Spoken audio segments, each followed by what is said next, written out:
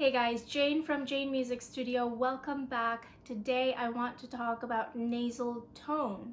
So if you've been singing for a while and you have been told that you need to work on your nasal tone, or maybe you've just discovered that you have a very nasally tone when you sing, this video will give you tips and tricks on how to fix that and make you a better, more confident singer. So before we get started, please subscribe and like, and don't forget to sign up for your free vocal lesson at janemusicstudio.com. Okay, so there are three types of nasal tone that we're going to talk about today. The first one is the duck sounding nasal tone, right? So we sound like we have a cold all the time and your nose is always congested, or you have sinus infection 24/7, and the reason being is because your tongue is sitting way too high like this, near your soft palate, and there's no air really coming out. So then everything becomes like this, and it sounds like you're holding back your breath a little bit. So if you can relate to this type of duck sounding nasal, the way to go about this is to relax your tongue so they're not sitting super high. To relax your tongue and modify your vowel. So instead of ma, you want to do ma, ah, more of an O and an A sounding vowel. So ma. Trust me, when you start modifying vowels when you sing, it makes it so much better, it makes it so much clearer, and your listeners will know exactly what you're singing about, what the lyrics are to the song. So it is not a bad thing to modify your vowel. Ma versus ma, ma, ah. And also, I want you to try this exercise. I want you to pinch your nose. It should sound like this when you pinch your nose. But the trick is to pinch your nose and to open up the back of your throat and to relax the tongue so that you have this space. And even if I pinch in the nose and I can't let the air out of my nose, I am not making this nasal sound. It's where you place the air that's coming out. Okay, so remember to relax the tongue and to modify your vowel, ah instead of ah. And that can go with e, be.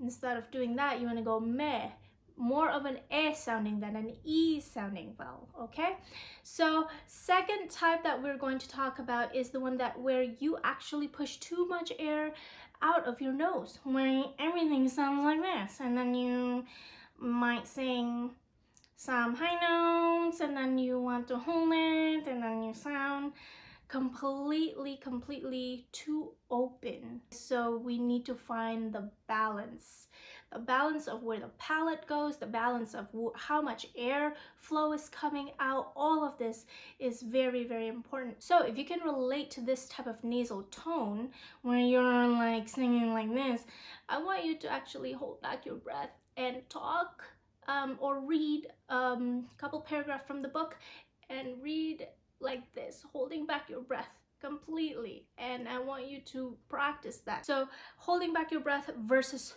pushing too much air. Okay, if you relate to this one, you are pushing too much air out and you need to hold back your breath.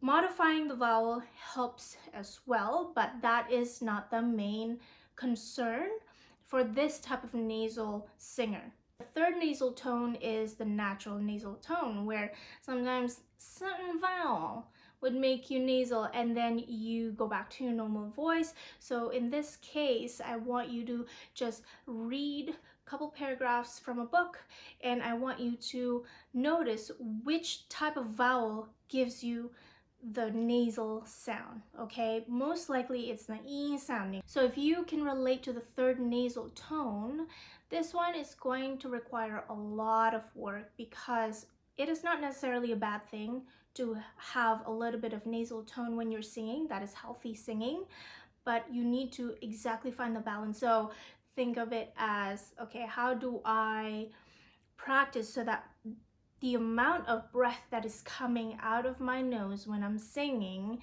is exactly the amount that I want for all vowels. So your exercise, your type of exercise would be just a vowel exercise. A, E, A, O, If you go ah, nye, o, then you know that that E sounding is the ones that you're having issues with. So practice the I, E sounding. So you also have to slightly modify your vowel.